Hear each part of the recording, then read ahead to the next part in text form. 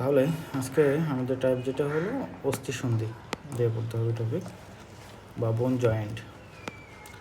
দেখো যে অস্থি এবং তরুণাস্থির মধ্যে পার্থক্য করে, এটা কিন্তু খ নাম্বারে আসে, ঠিক আছে? এগুলো দেখবে, একটু পড়বা, আর গাইড যখন পড়বা তখন তো পড়বে প্রশ্নগুলো।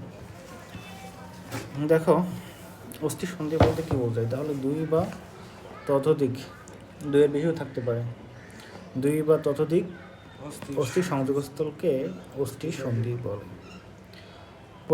প্রতিটি অস্থি সন্ধির অস্থিগুলো একরকম স্থিতিস্থাপক রজ্জুর মতো বন্ধনীতে দৃঢ়ভাবে আটকানো থাকে, ফলে অস্থিগুলো সহজে সন্ধিস্থল থেকে বিচ্যুত হতে পারে না, এবং সন্ধিস্থল বিভিন্ন অঙ্গ প্রত্যঙ্গ সঞ্চালনে কী করে, সাহায্য করে। আমরা তো এটা দেখতেই পারি যে আমরা হাত নাড়াচাড়া করতেছে, জয়েন্টের এখানে কি নাড়াচাড়া হচ্ছে না। স্থিতিস্থাপক রজ্জু বলতে স্থিতিস্থাপক রজ্জু, রজ্জু মানে কি বলো তো?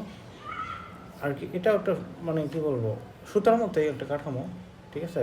রজ্জু মানে রশ্মির মতো আর কি বোঝায়, এখানে সুতার মতো কাঠামো একটা স্থিতিস্থাপক। অর্থাৎ স্থিতিস্থাপক বলতে কি বোঝায় বলো তো? যে অবস্থান আছে সেই অবস্থান থাকতে চাওয়ার প্রবণতা। তুমি এটা এই যে প্রসারিত হলো, কিন্তু প্রসারিত হওয়ার পরে কী হবে, আবার আগের অবস্থানে ফিরে আসবে, এরকম একটি স্থিতিস্থাপক, ইলাস্টিকের মতো অনেকটা বলতে পারো। তো এরকম। এখন দেখো আমাদের শরীরে সব অস্থিসন্ধি একরকম নয়, কোনোটি হয় একেবারে অনড়, যেটা নাড়াচাড়া করানো যায় না, বুঝছো? যে আমাদের খুলির যেগুলো আছে, মাথার খুলি করটিকার মধ্যে যেগুলো জয়েন্টগুলো আছে, একটা বর্ণের সাথে অন্যটা, এগুলো নাড়াচাড়া করা যায় না, হাত দিয়ে নাড়তে পারো না, তো এগুলো কিন্তু অনড়, ঠিক আছে? আবার দেখো মানে এগুলোকে সূচার সন্ধি বলা হয়, মাথার যেগুলো আছে সূচার। সূচার সূচার মানে কি? সূচার এই সন্ধিকে মানে এই জয়েন্টকে সূচার সন্ধি বলা হয়। আচ্ছা আচ্ছা, নামটা দেখো তারপরে আন্তঃকশেরকীয় অস্থিসন্ধি, তারপরে হলো কি এটা যেমন এটা বলছে অনুর আন্তঃকশেরকীয় মানে কি, কশেরকাগুলোর মধ্যে যে এইগুলো আছে আর কি, সন্ধিগুলো আছে, ওকে? অস্থিসন্ধি কোনোটি আবার সহজে সঞ্চালন করা যায়, যেমন হাত বা পায়ের অস্থিসন্ধি। যে কশেরকার যে অস্থিসন্ধিগুলো, এগুলো কিন্তু আসলে এভাবে দেখো মানে ফ্লেক্সিবল না, বা জয়েন্টের মুভমেন্ট হয় না, তবে আমরা পুরো কার্ভেচারটাকে নার্সার করতে পারি। কীভাবে তুমি দেখো তো, তোমার পিঠটাকে বাঁকাতে পারো কিনা বলো তো? আপনার নাড়াতে পারতেছো, ঠিক আছে, তাই না? তো এটা একটু ব্যাপার আছে এখানে। তো এটা কিন্তু পুরো কার্ভেচারটাকে নাড়ানো বাঁকানো যায়। যেমন একটা বাঁশ যদি নাও তুমি, একটা বাঁশের তো গিটগুলো তুমি যদি জয়েন্ট মনে করো, জয়েন্টগুলো কি নাড়াচাড়া হয়? বাট তুমি একটা বাঁশকে বাঁকাতে পারো কিনা? অবশ্যই পারো। তো এটাই এরকম মেরুদণ্ডকে আমরা বাঁকাতে পারি, কিন্তু মেরুদণ্ড তৈরি হয় কি অনেকগুলো কশেরুকার সংযোগের মাধ্যমে, ঠিক আছে? 31টার মতো আছে, ওকে?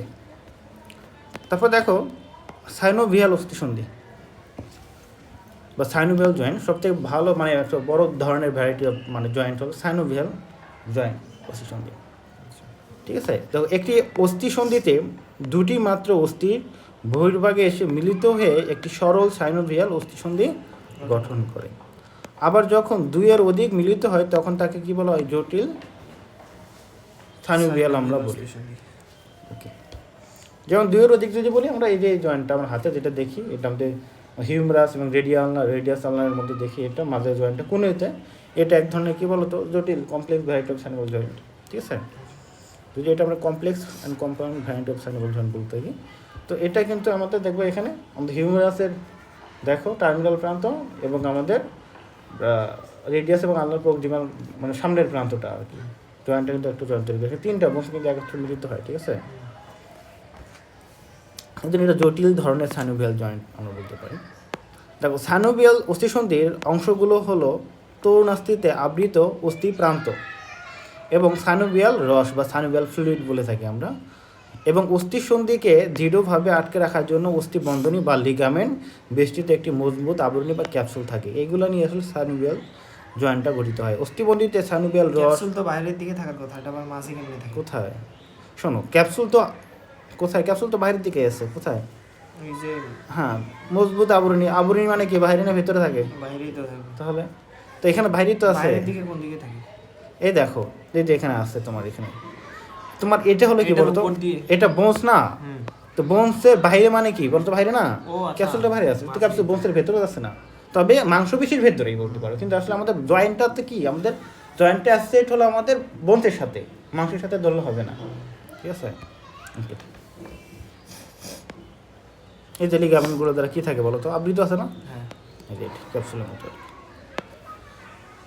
তো সানুবিয়াল রস তরুণ অস্থিতে এবং তরুণ অস্থি থাকাতে অস্থিতে ঘর্ষণ বা তজ্জনিত ক্ষয় হ্রাস পায়। মানে কি হয় না বলো তো, এই যে এখানে আমি বলতেছি যে মোবিলের কথা বলছিলাম না এর আগে, তো এখানে দেখবা এই যে জয়েন্টগুলোতে, তো এগুলো বলছে, এগুলো তো বুঝলাম। তো এই যে একটা সাইনোবিয়াল জয়েন্টের উদাহরণ হয়ে গেছে। দেখো এখানে দুইটা কি আছে, বোনস আছে, ঠিক আছে? এই যে দুইটা বোনস, দেখো বোনসের মাঝখানে কি আছে, একটা ক্যাভিটি আছে, এটা সাইনোবিয়াল ক্যাভিটি বলা হয়, বা সাইনোবিয়াল গহ্বর যদি বলো। সাইনোবিয়াল গহ্বর থাকে এবং গহ্বরের মধ্যে এক ধরনের ফ্লুইড থাকে। দুইটা কিন্তু একদম ফিক্স থাকে না, ফিক্স তাহলে নার্সারি করতে পারবে না, তো লাগানো থাকে, কিন্তু মাঝে কী থাকে, সাইনোবিয়াল ফ্লুইড থাকে, যাতে করে কী হতে পারে, দুইটা নার্সারি করতে পারে যাতে ঘর্ষণ না হয়, ঠিক আছে? আর এই যে বোন দুটাকে ধরে রাখার জন্য দেখো এবার কী থাকবে, লিগামেন্ট থাকবে, এইভাবে লিগামেন্ট থাকে, ঠিক আছে? তো এটা ধরে রাখে, আর মাঝে ফ্লুইড আছে, নার্সারি করলে যাতে ঘর্ষণ না হয়, ফ্রিকশন না হয়, যাতে ক্ষয়রোধ হয়, এই জন্য থাকে আর কি। এটা আর কি সাইনোবিয়াল জয়েন্টের। সাইনোভিয়াল এই যে ঝিল্লি আর তন্তুময় ঝিল্লি, এই দুইটার মধ্যে হয়। তন্তু ভয়, ঝিল্লিটা আসলে তন্তুময়, তন্তু মানে কি সুতার মতো? দুইটা তো আলাদা জায়গায় দেখাইছে না? কোনটা? এই যে এখানে আপনার হচ্ছে এই যে তন্তুময় ঝিল্লিটা বাইরের দিকে দেখাইছে, আর হচ্ছে এই যে দাগটা ওটা। শোনো, হ্যাঁ, এই যে এখন কথা হলো যে মনে করো যে আমাদের এটা কি বলতো, ঝিল্লি বা পর্দা, মনে করো যে পর্দা আসলে কী দ্বারা তৈরি, এটা লিগামেন্ট দ্বারা, এই যে এইটা যেটা ক্যাপসুল তৈরি করছে লিগামেন্ট দ্বারা। তো লিগামেন্ট তো ঠিক আছে, এখন কথা হলো যে এই যে মনে করো যারা সাইনোভিয়াল ক্যাভিটির সাথে একদম ঘিরে আছে, সেটাকে বলা হয়েছে এখানে কি বলতো, সাইনোভিয়াল ঝিল্লি বলা হয়েছে, পর্দা, ঠিক আছে? সাইনোভিয়াল ক্যাভিটি পর্দা। তো বাকি যেগুলো পর্দাগুলো আছে, মানে বাকি যেগুলো ওইগুলো এমন করো, এটা আলাদা হয় বলা হয়েছে ওইভাবে মনে করো যে এগুলো ঝিল্লিটা ওটাই লিগামেন্ট না? হ্যাঁ লিগামেন্টের অংশ অবশ্যই। তো এগুলা কি তন্তুর মতো, এইভাবে সুতার মতো অনেকগুলো ব্যান্ডের মতো তৈরি করে, ঠিক আছে? সুতার ব্যান্ড মনে করতে পারো, তৈরি করে একটা হচ্ছে এটার পাশে তো ব্র্যাকেট দিয়ে লেখা উচিত ছিল না, তন্তুময় ঝিল্লি। এই দেখো না, দুইটা মিলে কি তৈরি হয়েছে বলো তো, আর্টিকুলার ক্যাপসুল, দুইটা তন্তু মিলে কি ক্যাপসুল, ঠিক আছে? ওইটা ওকে। মানে বিষয়টা হলো দেখো এখানে যে তরলটা আছে, এইখানে তরুণ অস্থি থাকার কারণটা কি?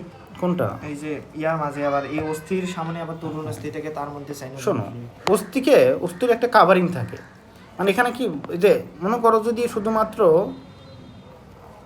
যদি অস্থি থাকতো, তো সেটা মনে করো ওই যে অস্থিটা কি বলো তো, আমি যদি নর্মালি তুমি বলো যে অস্থিটা কিন্তু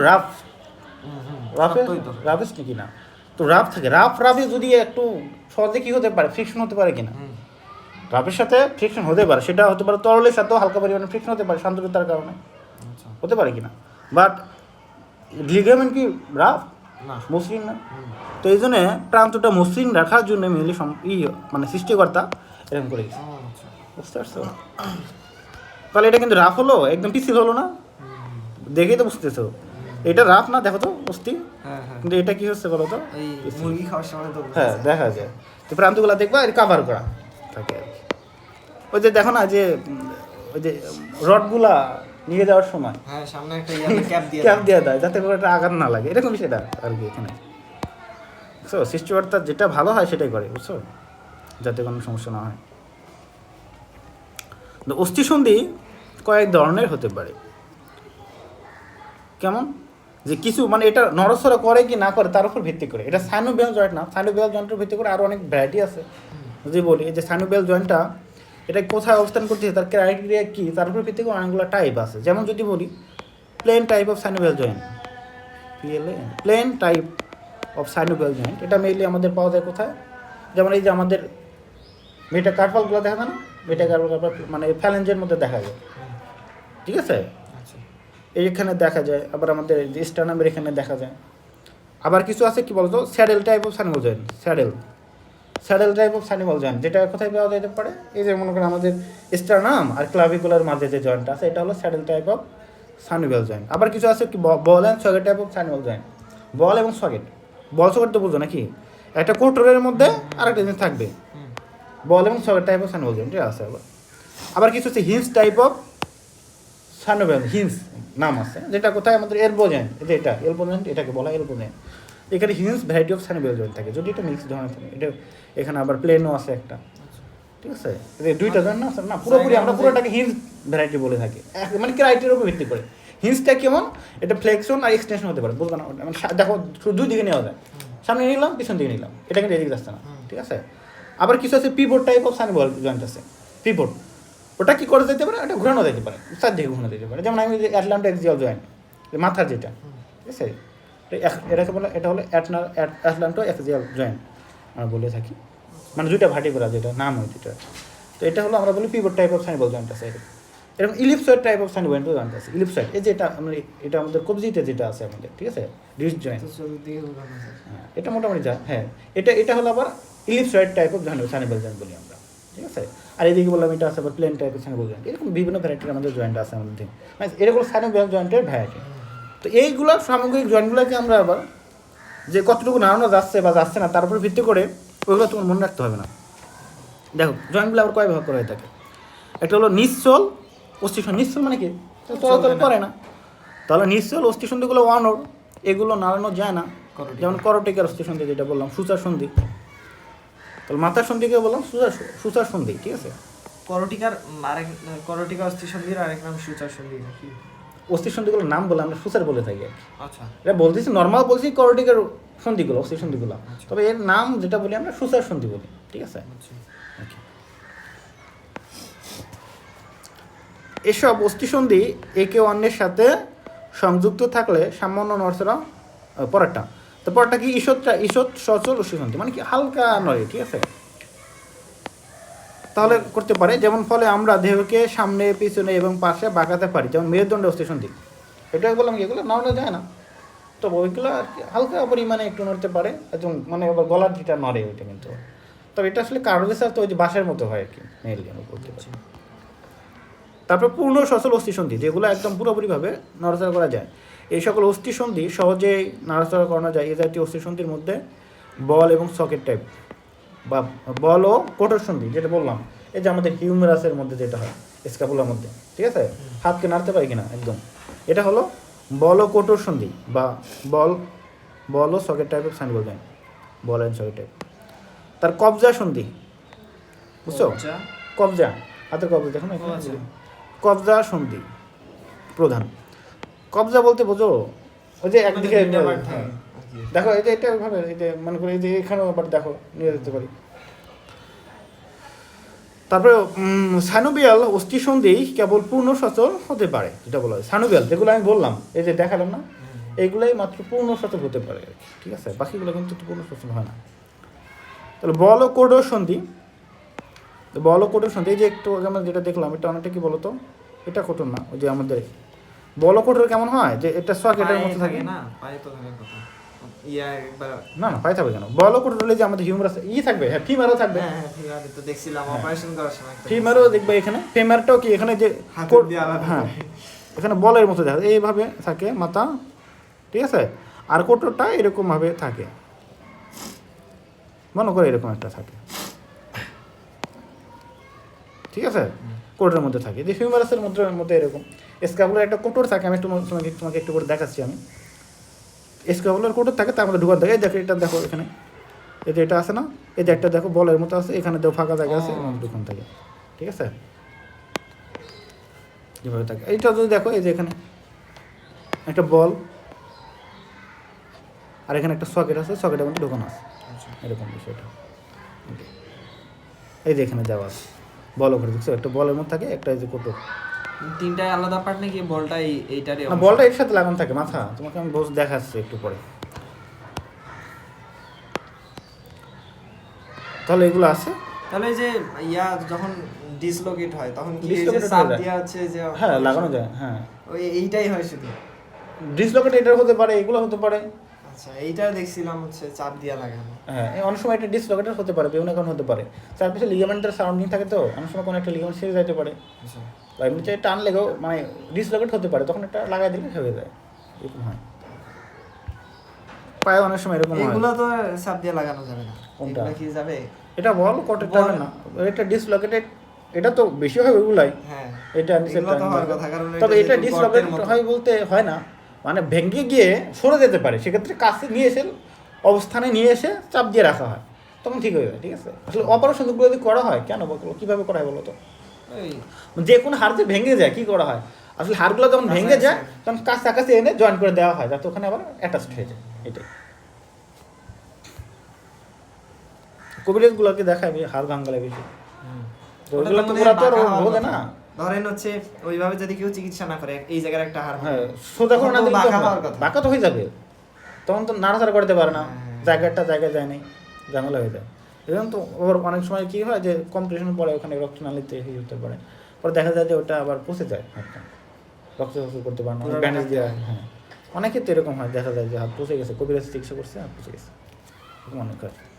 তবে কথা হলো হাত তো এটা জয়েন্ট লেগে যায়, যে কাছে থাকে তখন ভেঙে গেছে, মানে এটা কয় যে ফকিরে মানে কি, মানে ঝড়ে বক্স মারে ফকিরে কেমন করে, মনে করো ভেঙে গেছে হাতটা, মানে কি এখানে ভেঙে গেছে, মাঝে হিউমার আছে মনে করো, আলনা রেডি আছে, ভেঙে গেছে, তুমি কি ওটা মনে করো এমনিতে কাছাকাছি আছে, কয়েকদিন পরে তুমি যদি কিছু নাও করতা অটোমেটিক কিন্তু লেগে যাইতো।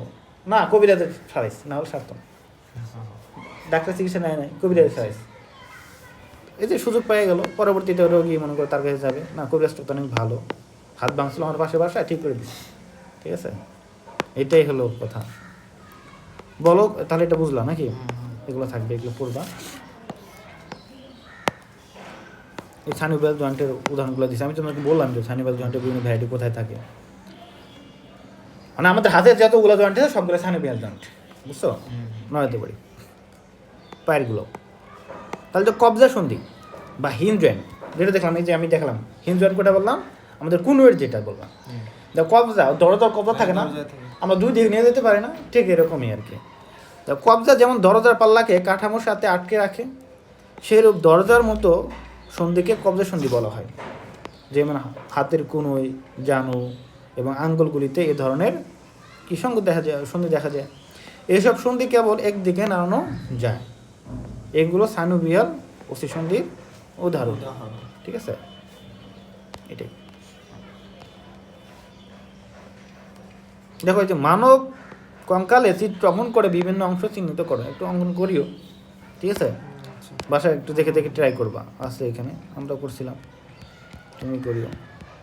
এই যে এটা হলো মানব কঙ্কাল, তো দেখে ট্রাই করিও আর কি।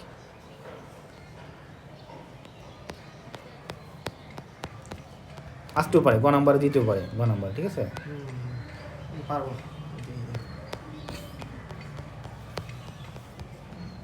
তারপর দেখো পেশি, এগুলো একটু মুক্ত করতে হবে কিছু। সপ্তম শ্রেণীতে বিভিন্ন পেশি সম্পর্কে জেনেছো। পেশি বিভিন্ন টাইপ আছে, অভ্যন্তরীণ পেশি এবং রক্তনালীর গায়ে অনৈচ্ছিক পেশি, হৃৎপিণ্ডের হৃৎপেশি বলি আমরা, তাই না? আবার কিছু আছে অনিশ্চিক পেশি, তো বললাম। আবার ঐচ্ছিক পেশি আছে যেগুলো মাংসপেশি, যেগুলো আছে মানে বোনসের সাথে যেগুলো লাগানো থাকে, আমরা স্কেলেটাল মাসেল বলে থাকি, তো ওইগুলো আর কি।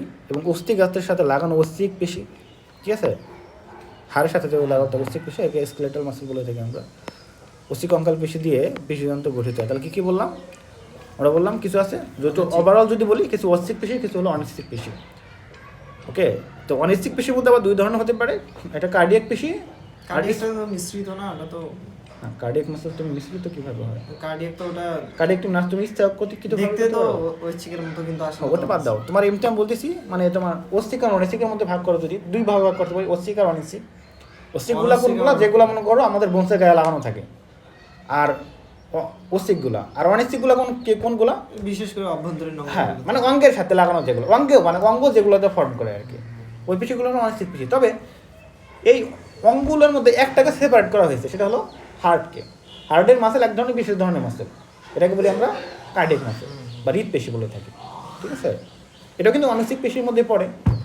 তবে এটা যদি বলি আমরা যদি আলাদাভাবে বলি, ইংলিশে বললে আমি বলতে পারি ভালো করে, কিন্তু বাংলায় ভ্যারাইটিটা বুঝতেছি না, মানে বলা যাইতেছে না ভাবে। যে ইংলিশে যদি আমরা বলি, আমরা তিন ভাবে বলতে থাকি। একটা হলো skeletal muscle, cardiac muscle, smooth muscle.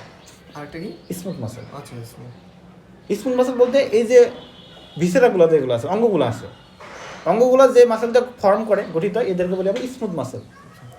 আর এই যে বোনসের গায়ে যেগুলো লাগাচ্ছে, এদেরকে বলি আমরা স্কেলেটাল মাসেল। আর হার্টের জন্য যে মাসেল সেটা বলি আমরা কার্ডিয়াক মাসেল, শেষ। 3 টাইপের মাসেল। আর এখানে যদি বলি হিসাবে ওসিক মাসেল, অনেসিক মাসেল, ওইখানে ওসিক অনেসিক আছে। এখানে তুমি ভাগ করো, এই 3টাকে তুমি আর 2টা ভাগ করতে পারো। একটা হলো কি বলো তো, ওসিক কঙ্কাল পেশি, স্কেলেটাল মাসেলটাই হচ্ছে ঐচ্ছিক মাসেল, কঙ্কাল পেশি, হ্যাঁ ওসিক কঙ্কাল পেশি। আর এখানে একটা তুমি বলতে পারো অনেসিক পেশি। অনেসিক পেশির মধ্যে আরেকটা ভ্যারাইটি আছে এখানে, কি বলো তো, হৃৎপেশি। এটি মানে এক ধরনের বিশেষ ধরনের অনেসিক পেশি হলো হৃৎপেশি। আর ইংলিশে ওটা ডাইরেক্ট টার্ম দিয়ে তুমি অন্যভাবে বলতেছো, একটা হলো skeletal muscle, cardiac muscle, smooth muscle, ঠিক আছে। পেশিতন্ত্র বিভিন্ন ধরনের গুরুত্বপূর্ণ কাজ করে থাকে, কাজগুলো বুঝতে করতে হবে, ঠিক আছে। খ নম্বরে আসতে পারে, গ নম্বরে আসতে পারে। অঙ্গ প্রত্যঙ্গ সঞ্চালন, চলা ফেরায় সহায়তা, অঙ্গ বিন্যাস, ভারসাম্য রক্ষা করে, এগুলো তো পড়লে বুঝতে পারবা, ঠিক আছে। পেশিতে কি থাকে এটা মনে রাখতে হবে, গ্লাইকোজেন সঞ্চয় করে পেশি। হ্যাঁ এটা তো বলছি। গ্লাইকোজেন কোথা থেকে হয় বলো তো? তো ভবিষ্যতে জরুরি প্রয়োজনীয় শক্তি উৎস হিসাবে কাজ করে। প্রাণীদেহে সঞ্চিত খাদ্য কি বলো তো? গ্লাইকোজেন। উদ্ভিদ দেহে সঞ্চিত খাদ্য কি বলো তো?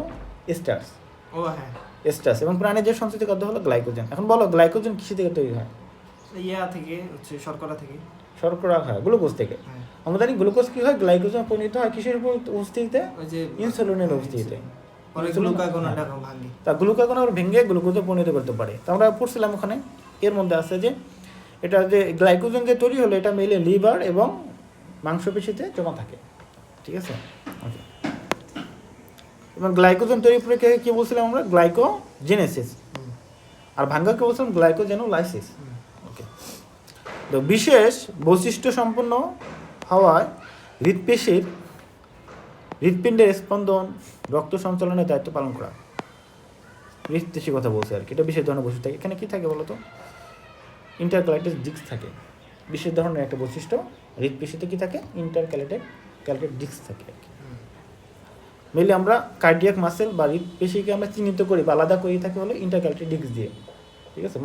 মাইক্রোস্কোপের মানে নিচে দিলে আমরা আলাদা করে থাকি, মিলে এটা দিয়ে দেখি যে এটা ইন্টারক্যালেটেড ডিস্ক দেওয়া আছে, তার মানে এটা হলো কার্ডিয়াক পেশি।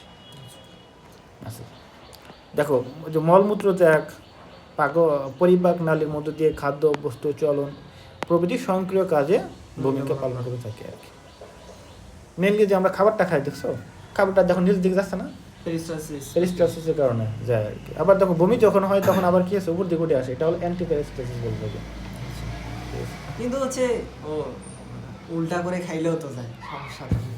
উল্টা করে খাওয়া মানে মানে ধরেন হচ্ছে মাথা মুখে ফেটে গেল। ধুলাই দিয়ে খাও তখন তো হ্যাঁ, তখন খাওয়া যাবে। হ্যাঁ, তখন এখানে তোমার পেরিস্টালসিস হবে, মানে কি যে এরকম ভাবে সংকোচন প্রসারণ হয় আর কি। আশা দিয়ে দিয়ে দিয়েছে। মানুষের চলনে অস্থি এবং পেশির ভূমিকা, এগুলো নিজের পরামর্শ জিনিস, তারপর বলতেছি কিছু মাঝে কঠিন শব্দ থাকতে পারে। মানুষের চলনে অস্থি এবং পেশির ভূমিকা খুবই গুরুত্বপূর্ণ। লাইন অস্থির ধরে দেহের ধরে পড়ানো লাগবে না। এগুলো তো সহজ, এগুলো কিছু নাই তেমন ভাবে, এগুলো কোনো শব্দ নাই, এগুলো পড়ে নিতে পারো না। হ্যাঁ, আচ্ছা, এখানে যে দুটা বিষয়ের কথা বলি, কিছু মাসেল আছে এখানে, যে ট্রাইসেপস অ্যান্ড বাইসেপস মাসেল, মানে আমাদের এই যে হাতের যেটা আছে স্কেলেটাল মাসেল। এখানে দুইটা, এখানে প্রশ্ন আসবে যে বাইসেপস এবং ট্রাইসেপস মাসেল কীভাবে কাজ করে, এটা একটু পরীক্ষা আসে। আচ্ছা। বলবে যে এখানে এ এবং বি দুইটা মাসেলের কথা বলা থাকবে। এখানে দেখো আমাদের এই যে হিউমারাস যেটা আছে, হিউমারাস উপর দিকে একটা মাসেল থাকে, নিচের দিকে একটা থাকে, ঠিক আছে না? ওই যে আমরা হাত বাকি করে পেশি দেখাই না, উপরেরটা হলো এখানে বাইসেপস, উপরটা হলো বাইসেপস। নিচেরটা হলো ট্রাইসেপস। ট্রাইসেপস। এখন বলতে পারো বাইসেপস আর ট্রাইসেপস কেন? বাই মানে কি বলো তো? 2, ট্রাই মানে 3। তা আসলে 3টা জায়গা থেকে এটা আসে, উঠে আসে উৎস যেটা 2টা জায়গা থেকে আসে এটাকে বলা হয় বাইসেপস, আর যেটা 3টা জায়গা থেকে আসে এটাকে বলা হয় ট্রাইসেপস। ট্রাইসেপস। এগুলো তোমাদের পড়ে না, এগুলো পরে দেখবা। তিনটা জায়গা থেকে মানে কোন জায়গা থেকে? এই যে এইগুলো যে আমাদের হিউমারাস থেকে আসে, বুঝছো? আচ্ছা। হিউমারাস থেকে আসে, 2টা আসে। আবার এই যেখানে যে আমাদের এই যে হিউমারাস কে স্ক্যাপুলা এই পাশে যেটা আছে, এই পাশে, আর হিউমারাসের মাথার এখান থেকে আসে, বুঝছো? তো এগুলো মাসল আসে এদিকে আসে আর কি, পিছন দিকে যায়। আচ্ছা। তো এটাকে আমরা ট্রাইসেপস বলি। আবার বাইসেপস যেটা 2 জায়গা থেকে আসে, বুঝছো? 2 জায়গা থেকে, মানে উৎস হলো 2 জায়গা থেকে, দুইটা আমার মনে, উৎস অনুযায়ী নাম দিছি। হ্যাঁ মনে করো হাড়ে 2টা জায়গা থেকে উঠে আসতেছে, হুম। বুঝছো? হুম। তখন এই জন্য এর থেকে বলতেছি আমরা হাড় থেকে উঠে আসে না, মানে হাড়ের সঙ্গে লাগানো থাকে। হাড়ের সঙ্গে লাগা, ওটাই তো অরিজিন বলি আপনাকে। হাড় থেকে উঠে আসতেছে আর কি, মানে হাড়ের সাথে কি দিয়ে নাও থাকে বলো তো? টেন্ডন দিয়ে। হুম। তো মনে করো একটা হাড় আছে, হাড়ের সাথে টেন্ডন দিয়ে লাগানো আছে, দেন এখানে মাসেল ফর্ম করতেছে কোষের মতো। মনে করো এর 3টা কোষ আছে, বুঝতে পারছো? ওই যে আমরা যখন মুরগির মাংস খাই দেখি না, কোষ কোষ না, হ্যাঁ হ্যাঁ, যে হ্যাঁ। মানে পার্ট থাকে, পার্ট পার্ট থাকে, লেগ পিসে দেখা হ্যাঁ। যায়। তো এরকম পার্ট পার্ট, এখানে 3টা পার্ট আছে, বুঝছো? এই জন্য এটা হলো ট্রাইসেপস, আর এটা 2টা পার্ট আছে, এটা হলো বাইসেপস। ওকে, তো এখন কথা হলো বাইসেপস থাকে উপরে। তাহলে বাইসেপ দিয়ে কী করি আমরা, যখন হাতকে যখন বাঁকাবো, কোনোকে যখন বাঁকাবো, তখন বাইসেপসটা কী হয়, সংকুচিত হয়, এবং ট্রাইসেপসটা কী হবে, প্রসারিত হবে। এটা মনে রাখতে হবে। আবার যখন সোজা করবো তখন কী হবে, ট্রাইসেপস সংকুচিত হবে, বাইসেপস কী হবে, প্রসারিত হবে। তো এইটা জিনিস একটু মনে রাখতে হবে, এটা পড়বা, এখানে আছে, এগুলো বলা আছে, এটা কিন্তু পরীক্ষা লিখতে হয়, ঠিক আছে? ওকে, টেন্ডন আর লিগামেন্ট কি, এটা তো দিন বললাম শুরুতে এমনিতে। তো এটা কিন্তু একটু পড়তে হবে, যে টেন্ডন এবং লিগামেন্ট কি, এবং তাদের যে গাঠনিক উপাদানগুলো সেটা একটু পড়তে হবে, ঠিক আছে? পড়বো, বলবো, পড়ে নিতে পারবে এগুলো, তেমন কিছু নয়। এমন কথা হলো, দেখো যে অস্থি সংক্রান্ত কিছু রোগ আছে, কি বলো তো, অস্টিওপোরোসিস দেওয়া আছে। অস্টিওপোরোসিস মানে কি, অস্থির ক্ষয়। তো আমরা জানি অস্থির গাঠনিক উপাদান হলো বিভিন্ন ধরনের মিনারেলস, বলছিলাম ক্যালসিয়াম, ম্যাগনেসিয়াম, ফসফরাস। প্রধান যদি বলি, প্রধান উপাদান হলো ক্যালসিয়াম। তো এই যে অস্থির গঠন এবং দৃঢ়তার জন্য ক্যালসিয়াম খুবই গুরুত্বপূর্ণ উপাদান। অস্থির বৃদ্ধির জন্য চাই ভিটামিন এবং ক্যালসিয়াম সমৃদ্ধ খাবার। অস্টিওপোরোসিস ক্যালসিয়ামের অভাবজনিত একটি রোগ, যেখানে কি হয় বলো তো, মেলে অস্থির ক্ষয় হয় আর কি। তো এটা কাদের জন্য বেশি হয়ে থাকে, সাধারণত বয়স্ক পুরুষ এবং নারীদের এটা রোগটা বেশি হয়ে থাকে, ঠিক আছে? যে সকল বয়স্ক পুরুষ বহুদিন যাবৎ স্টেরয়েড যুক্ত ওষুধ সেবন করে।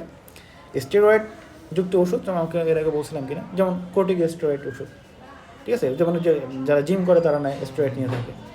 তো এরকম স্টেরয়েড যুক্ত কিছু ওষুধ আছে, মেডিসিন আছে, যেগুলো ওষুধ খাইলে দেখা যায় যে প্রায় সকল ধরনের রোগ মনে হয় নিরাময় হয়ে গেছে।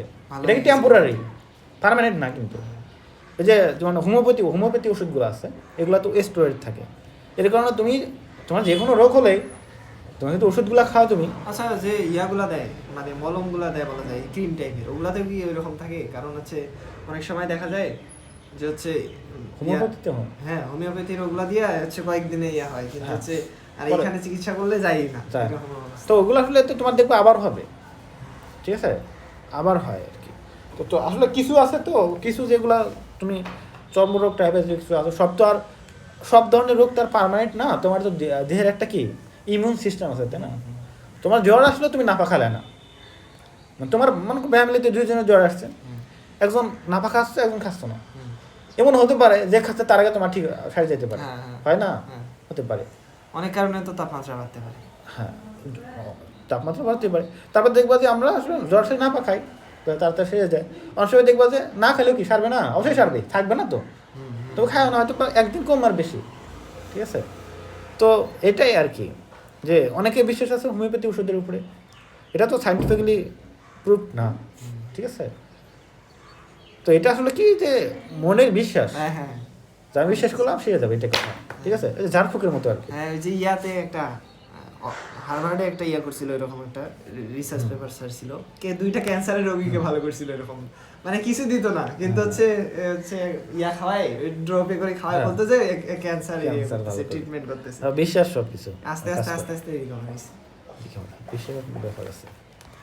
তো এরকমই বিষয় এখানে। তো স্টেরয়েড যুক্ত খাবার খেলে দেখা, মানে ওষুধ খেলে দেখা যায় যে অল্পতে সারিয়ে যায়। যেমন অস্থিরে, মানে আমার একটা পেশেন্ট আসছিল, তোমাকে বলছিলাম কিনা এর আগে, হ্যাঁ হ্যাঁ হ্যাঁ, বুঝছি। বুঝলাম না? হ্যাঁ। তো ডাক্তার পরে গ্রামে একটা ডাক্তার দেখাচ্ছে, স্টেরয়েড জাতীয় ওষুধ দিচ্ছে, হ্যাঁ। তো খেয়ে তো ভালো হয়েছে, তো বলছে তো না, আমি তো এখন সুস্থ আছি, ডাক্তার দেখাচ্ছিলাম, কিছু হয় না, ওনাকে দেখালাম, ঠিক আছে। ওষুধ প্রেসক্রিপশনে দেখালো যে কোর্টিক স্টেরয়েড, কম ঠিক তো হবে, কয়েকদিন পরে দেখেন কী হয়। তো এরকম একটা অবস্থা। তো এই যে স্টেরয়েড যুক্ত ওষুধ খেলে কী হয় বলো তো, যারা খায় তাদের ক্ষেত্রে কী হয়, যারা অস্টিওপোরোসিস হয়ে যায়। আর উনি হাড়ের চিকিৎসার জন্যই অস্টিওপোরোসিস নিয়েছে, বুঝছো? ক্ষয় রোধ হ্যাঁ। করার জন্য আবার ক্ষয় করে। হ্যাঁ, আর ওটা কিন্তু আর ক্ষয় করবে কয়েকদিন পরে। সেমন তাদের ক্ষেত্রে দেখো, আবার কিছু নারী যারা মেনোপেজ যাদের হয়ে যায়, ঠিক আছে, অর্থাৎ মাসিক চরিত্র বন্ধ হয়ে যাওয়ার পরে, মেনলি 45 বছরের পরে যেসব নারী থাকে, তাদের কিন্তু তাড়াতাড়ি এই যে অস্থিগুলো ক্ষয় হতে শুরু করে। এগুলো রোগের আশঙ্কা বেশি থাকে আর কি। যারা অলস জীবনযাপন করে, কায়িক শ্রম করে না, তাদের ক্ষেত্রে এই রোগটা বেশি হয়, ঠিক আছে? হ্যাঁ, কায়িক শ্রম করলে তো আবার হচ্ছে ক্ষয় হওয়ার কথা, কারণ ঘর্ষণ বেশি হয় না, আবার শক্তিও তো অপচয় হয়। শোনো, এটাই কথা। তুমি মনে করো একটা মেশিন হ্যাঁ মনে করো দুইটা মেশিন, হ্যাঁ। একটা রেগুলার কাজ করতেছো, একটা ফেলাই দিছো, কোনটা জং ধরবে আগে? ফালাই দেওয়াটা। তাহলে এটাই কথা। কিন্তু শরীরের ক্ষেত্রে তো শোনো, জং ধরে না। শরীরের ক্ষেত্রে কি জমি ধরবে? সব ক্ষেত্রে, সব কিছুর ক্ষেত্রে একটা জিনিস যখন চলাচল করতেছে না হ্যাঁ। তখন তার অ্যাক্টিভিটিস লস হয়ে যাবে, আচ্ছা আচ্ছা। ঠিক আছে? তো মনে করো যে সাপোজ মনে করো যে এই জয়েন্টের ক্ষেত্রে বলতেছি আমি, এই যে বল ও সকেট টাইপের দেখলাম, হুম। একটা জিনিস যখন ফিক্স থাকে তখন এটা কি হতে পারে, এই ভয়েডটার কি হতে পারে, বিভিন্ন ধরনের প্রবর্তন তৈরি করতে পারে। তখন ভাবতেও পারে এখানে ক্যাভিটি আছে, তার মানে এখানে আমার ভোট দিতে হওয়ার সুযোগ আছে। ভাবতে পারি কিনা, এটা বলতেছে না, এটা হয়। বিষয়টা দেখো, এরকম কিন্তু হয়। একটা রাস্তা আছে, পড়ে আছে, প্রতিদিন মানুষ যায়, হ্যাঁ। রাস্তা কিন্তু ঘাস হবে না, হুম। হবে? না, বাট রাস্তাটা তুমি 2-3 মাস মানুষজন গেল না, তখন ঘাস হবে। ঘাস হয়ে যাবে, জঙ্গল হয়ে যাবে। বিষয়টা এরকম, পড়ে থাকলে সব কিছু নষ্ট হয়ে যায়। দেখো কারণ দেখো, দেহের খনিজ লবণ বিশেষ করে ক্যালসিয়ামের ঘাটতির কারণে এই রোগটি হয়। তো অস্টিওপোরোসিস কেন হয়? ক্যালসিয়ামের ঘাটতির কারণে। নারীদের মেনোপজ হওয়ার পরে অস্থির ঘনত্ব কমে যায়, ঘনত্ব পুরুত্ব কমতে থাকে। তার অস্থির যে ঘনত্ব, যে কোনো একটা জিনিসের ঘনত্ব পুরুত্ব কমতে গেলে কী হবে? ভঙ্গুর হয়ে যাবে, সহজে ভেঙে যাবে, ঠিক আছে? তো লক্ষণগুলো কি? অস্থি ভঙ্গুর হয়ে যাবে অবশ্যই, ঘনত্ব যেহেতু কমে গেছে, এবং ঘনত্ব কমতে থাকে, এগুলো মুক্ত করতে হবে লক্ষণ, বুঝছি। বুঝছো?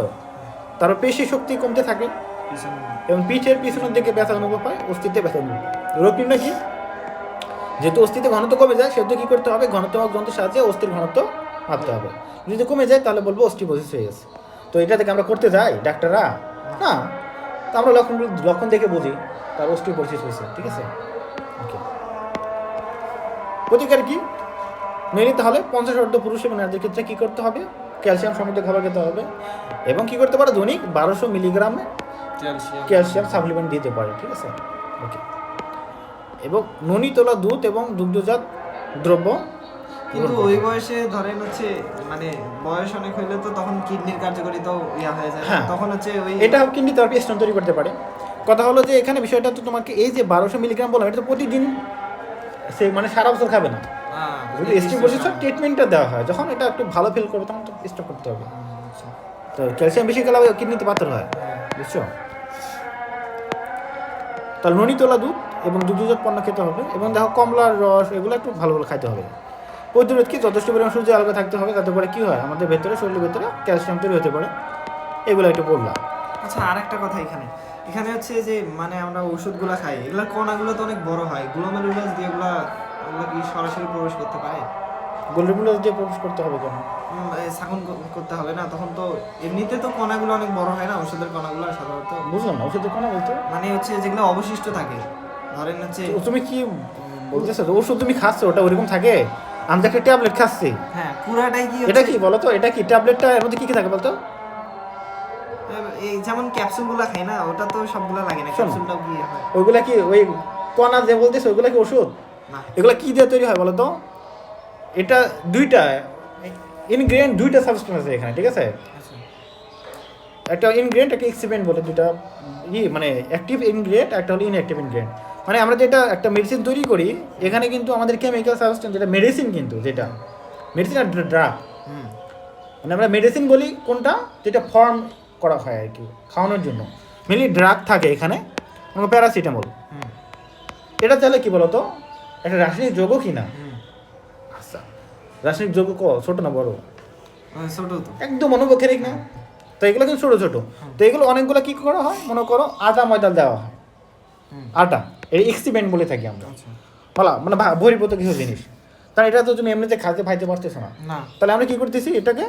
এটা আটা ময়দা মাখিয়ে একটা ক্যাপসুলের বা ট্যাবলেটের একটা ফ্রেম দিচ্ছি, দেন ওটা গলে খাচ্ছে। পাকস্থলীতে কী করছে? এটা গিয়ে হজম হয়ে যাচ্ছে। হজম হয়ে ওই যে কেমিক্যাল সাবস্টেন্সগুলো ওখান থেকে রিলিজ হচ্ছে, আমাদের রক্ত চলে যাচ্ছে, রক্ত থেকে বিভিন্ন কোষে যাচ্ছে, ওখানে গিয়ে কাজ করতেছে। এই রক্তগুলোর আবার এবার এই যে ওষুধগুলো গেছে, ড্রাগগুলো, এগুলোর আবার বিভিন্ন রিসেপ্টর থাকে, বুঝছো? মনে করো যেমন কোষের, এগুলো মেইনলি কাজ করে কোথায় গিয়ে? কোষে গিয়ে। কিছু ওষুধ গিয়ে কোষের এই যে প্রাচীরে, এখানে রিসেপ্টর থাকে, কিছু গিয়ে থাকে সাইটোপ্লাজমে, আর কিছু থাকে হলো নিউক্লিয়াসে। 3 ধরনের রিসেপ্টর থাকে ড্রাগে। তো এখানে গিয়ে কী করে? গিয়ে বিভিন্ন ধরনের প্রোটিন ফর্মেশন করে। আসলে প্রোটিনটা একটা গুরুত্বপূর্ণ জিনিস, ওষুধগুলো কাজ করার জন্য কি প্রোটিন লাগে। তো এইগুলো যে একটা ধরনের স্টিমুলাস দেয়, যার কারণে ওই একটা ধরনের প্রোটিন তৈরি হয়, ওই প্রোটিনটাকে কাজটা করে। আচ্ছা আচ্ছা, বুঝতে পারছো? এটা হলো ড্রাগ। তারপরে যে এই যে ড্রাগগুলো যে আছে এগুলো কিন্তু আবার দেহে থাকে না, এগুলো কি করবে, এইগুলো যাবে আবার বৃক্কের মাধ্যমে পাস হয়ে যায়। তো বৃক্ক তো এটা তো মনে করো তো এগুলো ড্রাগ বা মেডিসিন তো খুবই ক্ষুদ্র ক্ষুদ্র না রাসায়নিক উপাদান এগুলো, তো আমরা আসলে যেটা খাই ওটা তো অনেকগুলো ময়দার সমন্বয়ে মাখায় বানানো হয় আর কি। এটা একটা জিনিস, এটা হলো ট্যাবলেট বা ক্যাপসুলের ক্ষেত্রে। কিন্তু যেগুলো ইঞ্জেকশন দেয় ওগুলো কি বলো তো, তরল পদার্থ। ওইগুলো মনে করো তাহলে সলিউশন ফর্ম তৈরি করা হয় আর কি, মানে ওগুলো ধরা যায় যে পুরোটাই মনে করো কি মানে অধিকাংশটাই মেনলি অ্যাকচুয়াল ড্রাগটা, ওষুধটা। একবারে তো রক্তের মাধ্যমে হ্যাঁ, এবং আমরা দেখি যে সিরিয়াস কন্ডিশনে সব থেকে কী দেওয়া হয়, এইগুলো দেওয়া হয়। মনে করো একটা ট্যাবলেট যখন খাইলা এটাকে মনে করো কাজ করতে অনেক সময় লাগে, তো এটাকে মেটাবলিজম হতে মানে ডাইজেশন হতে হবে, মেটাবলিজম হতে হবে, অ্যাবজর্পশন হতে হবে, আর এটা ডাইরেক্ট ব্লাডে দিয়ে দিলাম, ঠিক আছে, ডাইরেক্ট কাজ করবে এটা। তো অনেকগুলো রুট আছে, যেমন মনে করো ওরাল রুটে সব থেকে কম কাজ করে আর কি, বুঝছো, মুখে পারের একটা পার ভেজাল দেওয়া হয়, এক্ষেত্রে একটু দ্রুত কাজ করে, ঠিক আছে। বাচ্চাদের ক্ষেত্রে যেমন প্যারাসিটামল দেওয়া হয়। আবার সিরিয়াস কন্ডিশনে বা এমনিতে দেখি আমরা কিছু ড্রাগ রেগুলার কী করি আমরা একদম ব্লাডে দিয়ে দিই। কিছু ড্রাগ আছে যে ডাইজেশনের ক্ষেত্রে এখানে আমরা যে মুখে দেয় এগুলো বড় ক্লাসে পড়াতে বুঝবো না, এগুলো আমরা বলি অনেক first pass metabolism, second pass metabolism, এগুলো হেপাটিক, মানে এগুলো অনেক বুঝবো না।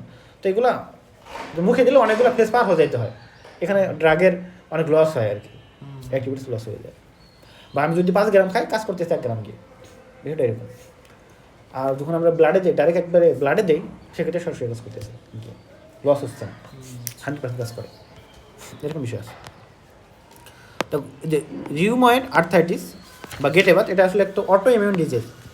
অটো ইমিউন বলতে কি বোঝায় বোঝো, অটো ইমিউন সিস্টেমটা বোঝো, হ্যাঁ মানে ওটাও যে দেহের কি করে, দেহ মনে করে যে বাইরে কোনো পরজীবী আসছে সেটার বিরুদ্ধে কাজ করে, দেহে নিজেই প্রতিরোধ করে থাকে। তো অটো ইমিউন ডিজিজ বলতে কি বোঝায়, ভুল ক্রমে দেহের একটা সিদ্ধান্ত নিচ্ছে, সে নিজের দেহকে কি করতেছে, নিজেই ধ্বংস করতেছে, বুঝতেছো, যে দেহের নিজের একটা বডি পার্টসকে সে ভাবতেছে ফরেন বডি। তখন কি করবে সেটাকে, অ্যালোপেশিয়া যেমন হয় মাথা চুল, দেহ কি মনে করে যে চুলটা আমার বাইরে, দেহের বাইরে, তখন কি করে চুলগুলো ফেলা দেয়, ঠিক আছে, টাক হয়ে যায়। তো বিষয়টা এরকম যে অটোইমিউন ডিজিজটা এরকম যে ভাবে যে এটা আমার দেহের বাইরে, তো ওইটাকে ধ্বংস করার চেষ্টা করে। তো এই যে এখানে গিটিবারটা যেটা হয় জয়েন্টের ক্ষেত্রে মেইনলি হয়, সানুবিয়াল জয়েন্টের ক্ষেত্রে এগুলো হয়ে থাকে। তো ভাবে জয়েন্টটা আর দেহের বাইরে, তো জয়েন্টটাকে আক্রমণ করে, ঠিক আছে, দেহের ইমিউন সিস্টেম, তখন এটা ক্ষয় হতে শুরু করে। ক্ষয় তো বুঝলাই, ব্যথাটা তো হবে অনেক কিছু হবে এটা। তো এটা একটা অটো ইমিউন ডিজিজ, এটা গেটেবাত বা গিটে হয়ে থাকে আর কি, এটা ওইভাবে বলা নাই। তারপরে যেটা বললাম তো এটা একটা এক ধরনের অটো ইমিউন ডিজিজ, যেটা কী করবে, নিজেই দেহের কী করে, ক্ষতিটা করে, দেহ নিজেই দেহের ক্ষতিটা করে। লিখে রাখো অটো ইমিউন ডিজিজ।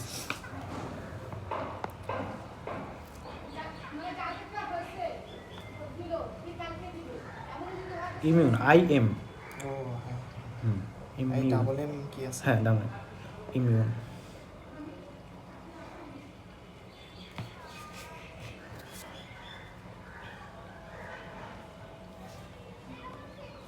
ঠিক আছে, তাহলে দেখো যে রিউমাটয়েড আর্থ্রাইটিস অন্যতম এটার মধ্যে, অনেকগুলো ধরনের বাত রোগের মধ্যে। সাধারণত বয়স্করা এই রোগে আক্রান্ত হন, কম বয়সী ছেলে মেয়েদের মধ্যেও গিটেবাত বা যন্ত্রণা, রিউমেটিক ফিভার, বাতজ্বর জাতীয় অন্য রোগের লক্ষণ হতে পারে। ষষ্ঠ এর কথা বলছে এখানে, অস্থিসন্ধির অসুখের প্রকারভেদ অনুসারে চিকিৎসায় পার্থক্য হয়। দুইজন ব্যক্তি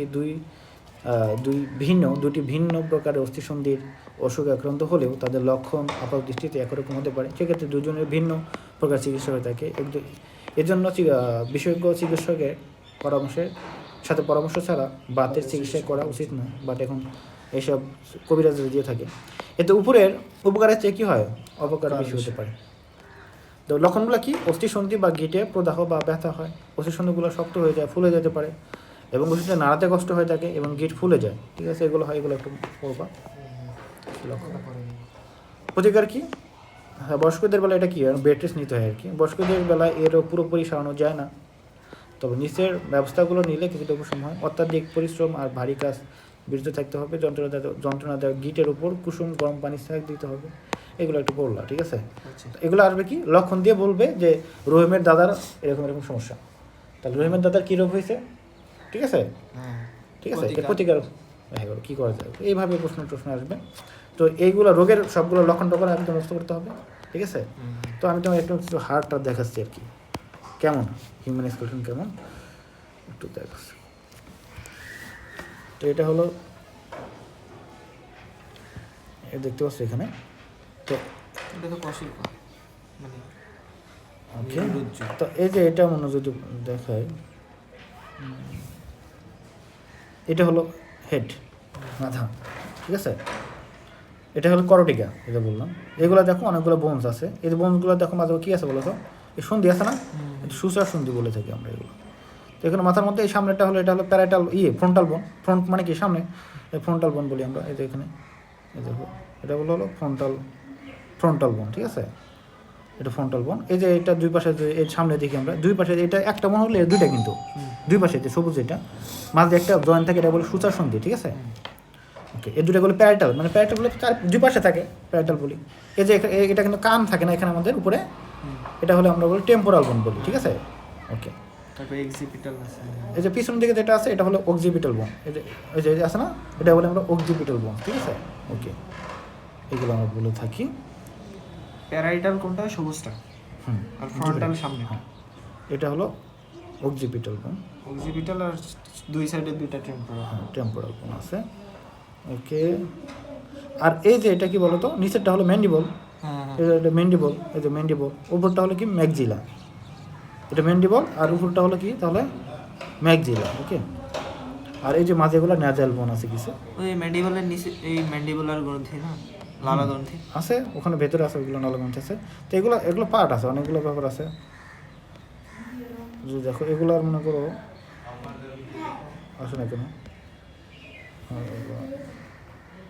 ডাটা লাগে না, এই দেখো এগুলো আবার তোমার দেখো, আমি পার্ট ধরে যদি বলি, এগুলো কিন্তু পড়তে হয়, মেডিকেলে যারা পড়বে তাদের এগুলো পার্ট ধরে পড়তে হয় আর কি, বুঝতে পারছো। আচ্ছা। এগুলো কোনটা কি, ফ্রন্টাল বোন, এটা টেম্পোরাল বোনের,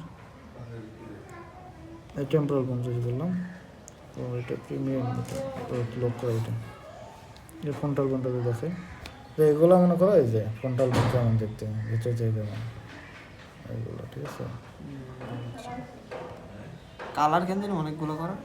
এগুলো মার্ক করা হয়েছে, একটা জিনিস তো মার্ক করা হয়েছে, কালার তো এরকম এত না, এগুলো মার্ক করা না হয়। না, মানে পার্ট আলাদা আলাদা নাকি?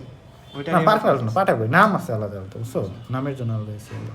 তো এগুলো দেখছো, এগুলো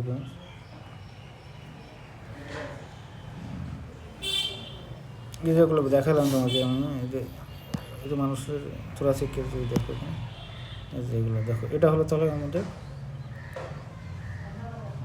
কার্ভেচার লাম্বার, এটাগুলো হচ্ছে ভার্টিব্রা, এগুলো হচ্ছে উপরে সার্ভাইকাল ভার্টিব্রা বলি, সার্ভাইকাল মানে মানে গ্রীবা টিস্যু, যে উপরেরগুলো, ঠিক আছে, সার্ভাইকাল। আর এইগুলো যে রিপস, মানে কি এগুলো বলবো, ওটা কী লেখা আছে, পরশুকা, মানে পরশুকা, এই যেগুলোকে বলে পরশুকা, ঠিক আছে, ইংলিশে বলে আমরা রিপস বলি।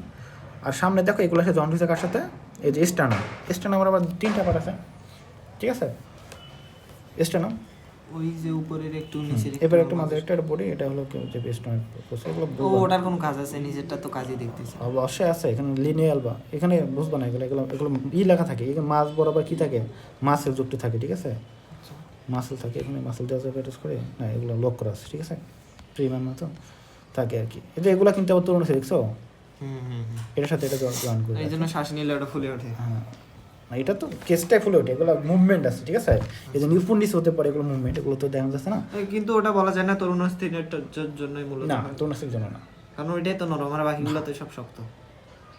মানে হ্যাঁ, মানে এটা এইতে জয়েন মানে প্রসারিত হয় না, মানে এটা এইভাবে না মুভমেন্ট করতে পারে আর কি, আচ্ছা ঠিক আছে। ওকে, আর এইগুলো তো মনে করো ভার্টিব্রা, ঠিক আছে, বা কশরুকা, এই যে এগুলো এগুলো দেখো, এই যে এগুলো দেখছো, এরকম থাকে আর কি, এগুলো সব আমি থাকে। একটার উপর একটা প্রশ্ন। সেরিব্রোস্পাইনাল ফ্লুইডটা কি ওটা কাটার পর দেখা যায়, মানে এটা ভিতরে থাকে? সেরিব্রোস্পাইনাল ফ্লুইড এটা তো থাকে কোথায় বলো তো, এর এটা মধ্যে ব্রেনের থাকে না? ভেতরে থাকবে। এই মেরুদণ্ডের মধ্যেও থাকে। শোনো, মেরুদণ্ডের ভেতরে কই থাকবে, এটা থাকবে কোথায়, স্পাইনাল কর্ডে থাকে, মেরুদণ্ডে না, এখানে তো মেরুদণ্ড নাই। এই যে আমি দেখাই স্পাইনাল কর্ড, আবার দেখাই তোমাকে, কোথায় গেল, মানে ওই যে কশেরুকাটাই আমাদের এখানে প্রস্তচ্ছেদ করে দেখানো না? তাহলে এই যে এখানে দেখো, এই যে এখানে দেখো ক্যাভিটি আছে, তো এখানে ধরো এর ভেতরে ফাঁপা আছে, এই যে ছিদ্র আছে, এই যে দেখো ফাঁকা আছে না, এই যে এই দেখো ক্যাভিটি আছে না সোজা, এই যে মাঝে এটা ধরো লক করা যায় না। এটা প্রিমিয়াম নেওয়া লাগে, তো এটা প্রিমিয়াম না এটা।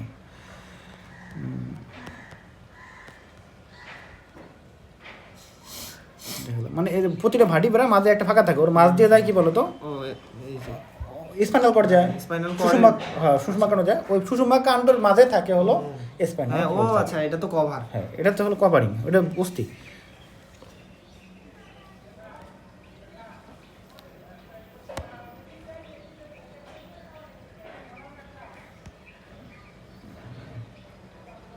এই যে দেখালাম না, এই যে এই দেখো যে জয়েন্টের কথা বললাম, এই যে এটা হলো স্ক্যাপুলা, ঠিক আছে, আমাদের যে পিছের দিকে থাকে স্ক্যাপুলার সাথে এই যে আমাদের এটা হলো কি বলো হিউমারাস জয়েন্ট থাকে। এই যে এটা দেখো বল অ্যান্ড সকেট টাইপের শ্রেণী বোঝায়, দেখছো? এই দেখো, থাকে এটার মধ্যে। হ্যাঁ এই দেখো বোনসের দেখো কভারিংয়ের এখানে কি থাকে, তরুণস্থি থাকে, কভারিং থাকে, ক্যাপসুল কভারিং থাকে, ঠিক আছে, এটা থাকে। এই যে নিয়ে আসলাম, এটা হলো হিউমারাস, ঠিক আছে। এগুলোতে এটা ওরকম ভালো না, এটা আছে তার লেখা আছে, ঠিক আছে। এই যে সালকাস, এগুলো ইন্টারডিবল সালকাস, এগুলো মাসেল কোনটার সাথে কী লেখা থাকে এগুলো লেখা থাকে, সালফাস একটা গাছের নাম। এগুলো মেডিকেলের টার্মের ভাষা বুঝবো না। এটা এতটা বেশি ভালো না এটা আমার কাছে, আগে যেগুলো আসলে এখন তার আমাদের এগুলো লাগে না, আমাদের ফার্স্ট সেকেন্ডে ছিল। এই যে এখন দেখো মাসেল কোনটা কোন জায়গায় কী মাসেল থেকে আসছে, এই যে এখানে দেখো এই যে অ্যাটাচমেন্ট সুপ্রা স্পাইনাটাস মাসেল, যেগুলো মাসেলের নাম, কোনটা জায়গায় কী মাসেল থাকে, এগুলো মেডিকেলে পড়তে হয়, মানে ফার্স্ট সেকেন্ড ইয়ারে সব মুখস্থ বলতে হয়, মানে ধরে এগুলো মাসেল, বুঝছো? এই যে এটা দেখো, এই যে তোমাকে কী বললাম, এই দেখো বলছে কি ল্যাটারাল হেড কিসের অরিজিন, মানে কি উৎস, এই যে ট্রাইসেপস ব্রাখাই মাসেল, বুঝছো? যে ট্রাইসেপস মাসেল বললাম না, এর 3টা হেড আছে না, এটা একটা হেড মানে অরিজিন, 3টা অরিজিন না, এটা একটা মনে করতে পারো, ঠিক আছে।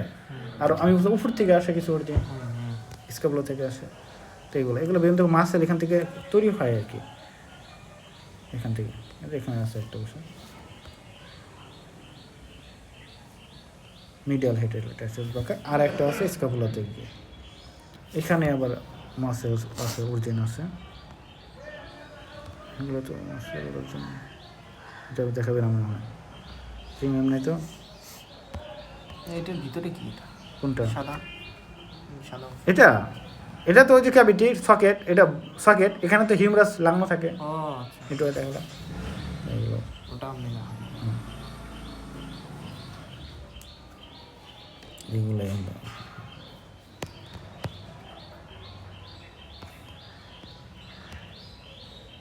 দেখছো, এই যে এখানে এটা হলো কি বলো তো, এই যে হাত, ঠিক আছে,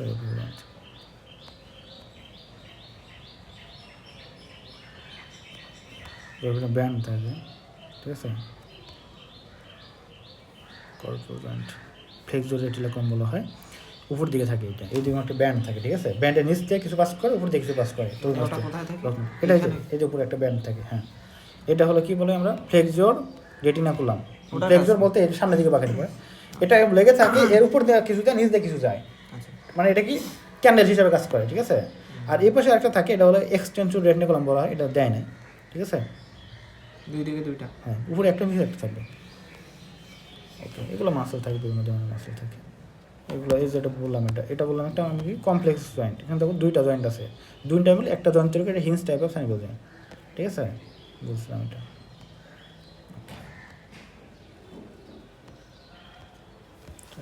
সেটা আর এই যে এখানে তো দেখলাম, এটা কিন্তু ক্লাভিকল, ঠিক আছে, এইটা ওই যে বিউটি বোন, কলার বোন যেটা বলি, তো এগুলোই হলো গঠন কাঠামো ব্রেইনের সাইটো সেকশন। চাবি তো লক্কা। আমার কাছে ছিল আগে যখন ছিলাম, তখন ওই যে মোড অ্যাপ ছিল আর কি, প্রিমিয়াম, এখন তো ওগুলো আমাদের লাগে না, সবাই স্টোরেজ ব্রেনে দেখছো পেন কেমন নাম টাম কোনটা কি না আমি বুঝেছি আর কি।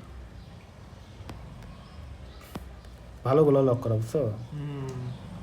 3D যেগুলো লক করে আমার কাছে ছিল ওটা এমন সময় ভিডিও দেখা যেত, এটা দেখা যাবে নাকি? হ্যাঁ, কীভাবে মুভমেন্ট হচ্ছে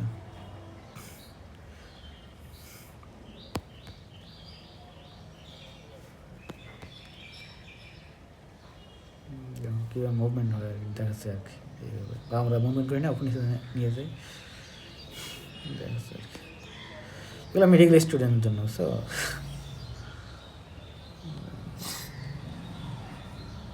কানের যেটা আছে কান নড়াচড়া করে না টানতেছো মনে করো তোমাকে দেখাচ্ছে আর কি কানের পজিশনটা আর কি। ঠিক আছে,